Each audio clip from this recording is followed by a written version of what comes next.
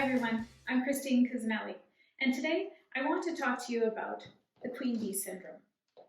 You may have heard about the Queen Bee Syndrome. It looks something like this. Women can't seem to get along in the workplace. Wow, when women have to compete against each other, ooh, there's a cat fight. Those are some of the stereotypes that we see when we think about the Queen Bee Syndrome. So, what is it really all about? Because if you look at it, let's take the data.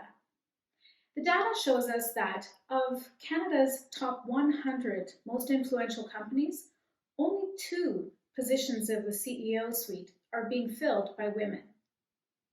The data itself changes the entire perspective about women getting along in the workplace. By sheer numbers, we have to assume that the culture of most workplaces is therefore going to be fairly gender biased towards men. We call this the gendered workplace. What winds up happening because of the gendered workplace is quite often women are in a smaller group of individuals. And you can almost compare it to when you were in school and there was the in crowd and the out crowd. Well, most people will want to be a part of the in crowd, of course. But unfortunately, when women are sitting as a minority at the table, they're often excluded from the in crowd. Well, what does that do? Of course, it causes people to feel insecure and want to be a part of the greater whole. It's really natural to feel like you want to take part in something and be in part of the in crowd. So if you're feeling like that, then don't feel badly. It's just a natural human instinct. So what can sometimes happen from there is not necessarily the most positive. And this is where we get the concept of women being catty or the devil wears Prada or all of those kinds of stereotypes that put women in a negative light. You see, in the gendered workplace, the real thing is that men are in control. It's not their fault necessarily. It's because of the sheer numbers. And so if you think about a gendered workplace, it stands to reason that over time, we develop a very skewed sense of how the culture is biased towards men. But if we're aware of these things, that's how we can best combat it. So if we're being honest, men are in control of career opportunities, men are in control of the resources, and men are also in control of the rewards. This is not necessarily a bad thing if there's an awareness of the unconscious bias that's associated with this. I have 2 suggestions to be able to combat unconscious bias. And the number 1 is really, really simple. You know, it's really important that people take the opportunity, especially now, to look at what are the types of unconscious bias that exist in the workplace. There's not only gender, there's also cultural, there's also economic, there's all sorts of unconscious biases that we all hold. And it's not to feel badly about those things because we're all raised in different societies, by different families, in different environments. And so we all come to the table with our own set of perspectives, but also unconscious bias.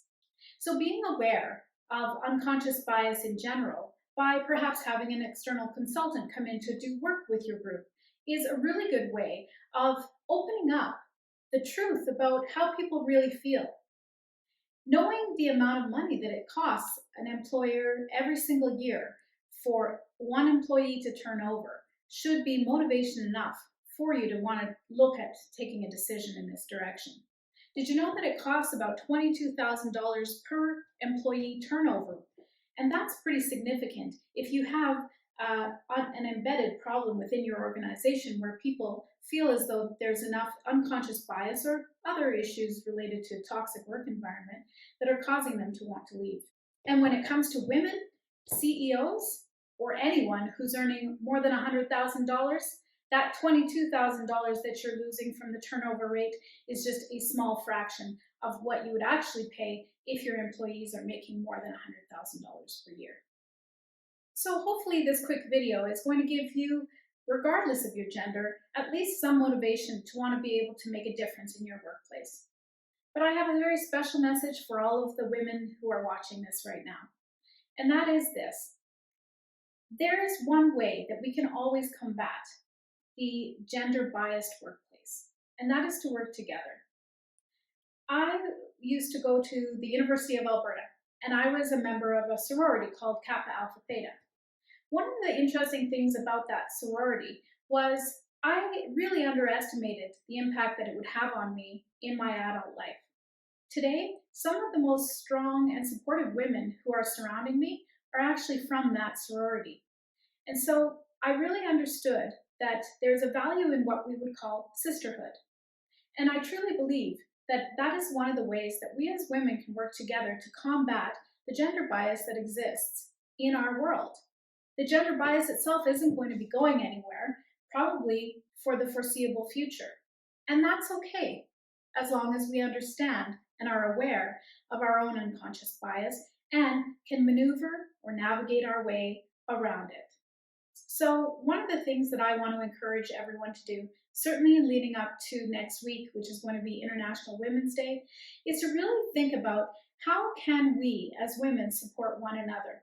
I've entered into all kinds of different clubs and groups for women, and I refer to them sometimes as fluff and stuff. It's not enough for me to just go and attend a champagne and hors d'oeuvre event and be able to glad hand and talk with other women who I see once a year. For me, I think it's really important that I find myself a network of women that will be supportive of me on an ongoing basis, that I feel comfortable enough that I can be vulnerable and build a trusting rapport with them.